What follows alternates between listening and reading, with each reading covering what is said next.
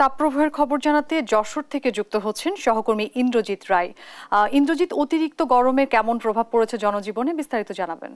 অরিন, আসলে গত 2 সপ্তাহ ধরেই কিন্তু যশোরের উপর দিয়ে যে তাপ প্রবাহ বয়ে যাচ্ছে তার প্রভাবে কিন্তু জনজীবন এক প্রকার বিপর্যস্ত হয়ে উঠেছে।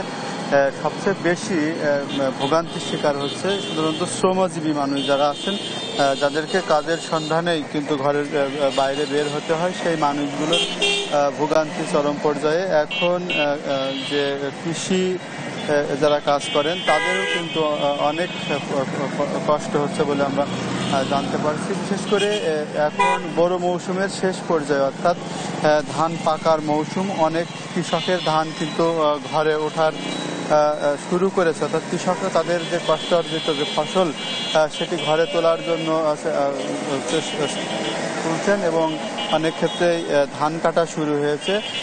সেই কৃষি শ্রমিক যারা আছেন তাদের কিন্তু এই রোদের মধ্যে চরম ভোগান্তির মধ্য দিয়ে তাদের কাজ করতে হচ্ছে। একই সঙ্গে শেষ মুহূর্তের যে সেই সেচের সেচ দিতে গিয়ে কৃষকদের যেমন খরচ বেশি হচ্ছে, তেমনি পানি সংকটও কিন্তু দেখা দিয়েছে, অর্থাৎ ভূগর্ভস্থ পানির যে স্তর নেমে যাওয়ার কারণে পানির সরবরাহ কিন্তু কমেছে।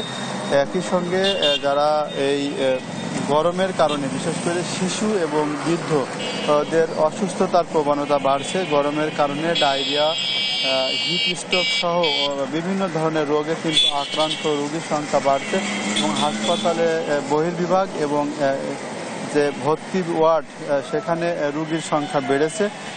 হাসপাতালের এই বিভিন্ন রোগ থেকে এড়িয়ে চলার জন্য সতর্কবার্তা দেওয়া হচ্ছে।